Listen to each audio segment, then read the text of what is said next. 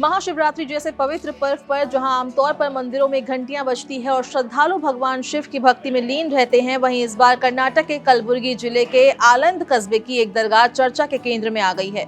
वजह है दरगाह परिसर के अंदर मौजूद राघव चैतन्य शिवलिंग पर पूजा की अनुमति को लेकर उठा विवाद। अदालत के फैसले ने एक तरफ हिंदू समुदाय को सीमित संख्या में पूजा की राहत दी है, तो वहीं दूसरी ओर इस फैसले ने धार्मिक परंपराओं, साझा विरासत और कानूनी अधिकारों पर नई बहस को भी जन्म दे दिया है। ये मामला केवल अदालत के आदेश तक सीमित नहीं है, बल्कि ये उस ऐतिहासिक स्थल की कहानी भी है जहां सदियों से अलग अलग आस्थाओं के लोग एक साथ पहुंचते रहे हैं। ये दरगाह 14वीं सदी के सूफी संत हजरत शेख अलाउद्दीन अंसारी, जिन्हें लाडले मशाइख के नाम से जाना जाता है, और 15वीं सदी के हिंदू संत राघव चैतन्य से जुड़ी मानी जाती है। माना जाता है कि दोनों संतों की स्मृतियां इसी स्थान से जुड़ी है और परिसर के अंदर राघव चैतन्य शिवलिंग नामक संरचना भी मौजूद है। लंबे समय तक ये जगह सांप्रदायिक सौहार्द का प्रतीक रही, जहां हिंदू और मुस्लिम दोनों समुदाय के लोग अपनी अपनी श्रद्धा से दर्शन और प्रार्थना करते थे। हालांकि समय के साथ ये साझा परंपरा विवाद में बदल गई। खासतौर पर साल 2022 में पूजा अधिकार को लेकर तनाव बढ़ गया, जब कथित तौर पर कुछ असामाजिक तत्वों ने शिवलिंग को अपमानित करने की कोशिश की। इस घटना ने इलाके में माहौल को संवेदनशील बना दिया और धार्मिक भावनाएं आहत होने के कारण दोनों समुदायों के बीच अविश्वास बढ़ने लगा।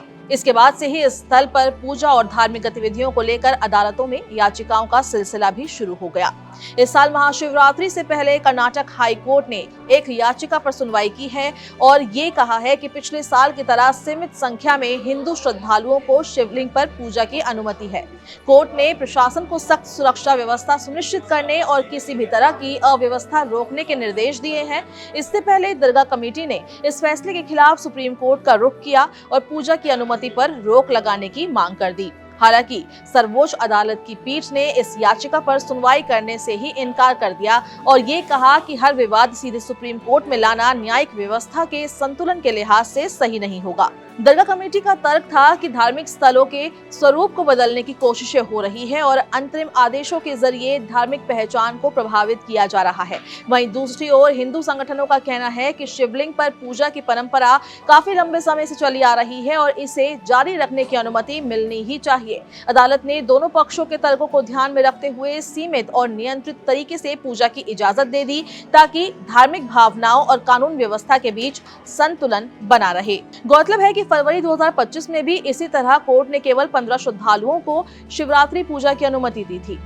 उस समय भारी पुलिस सुरक्षा के बीच पूजा शांतिपूर्ण ढंग से संपन्न हुई थी और किसी प्रकार की अप्रिय घटना सामने नहीं आई थी। इसी अनुभव को देखते हुए इस साल भी प्रशासन को सख्त निगरानी और सुरक्षा इंतजाम करने के निर्देश दिए गए हैं। अब महाशिवरात्रि 2026 के मौके पर स्थल पर पूजा प्रशासन और पुलिस की निगरानी में होगी।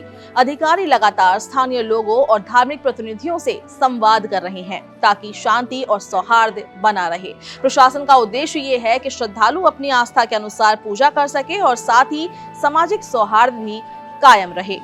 महाशिवरात्रि इस साल 15 फरवरी को मनाई जा रही है। धार्मिक मान्यताओं के अनुसार फाल्गुन मास के कृष्ण पक्ष की चतुर्दशी तिथि 15 फरवरी की शाम से शुरू होकर अगले दिन तक जारी रहेगी और इसी दिन भगवान शिव और माता पार्वती की पूजा की जाती है। भक्त व्रत रखकर रात्रि जागरण करते हैं, इसलिए इस पर्व के धार्मिक महत्व के साथ साथ कलबुर्गी का ये विवाद भी लोगों के बीच चर्चा का विषय बना हुआ है। इस वीडियो में बस इतना ही। अगर आपको ये वीडियो पसंद आई है तो इसको लाइक और शेयर करें। देश और दुनिया की तमाम अपडेट्स के लिए दैनिक जागरण को आज ही सब्सक्राइब करें।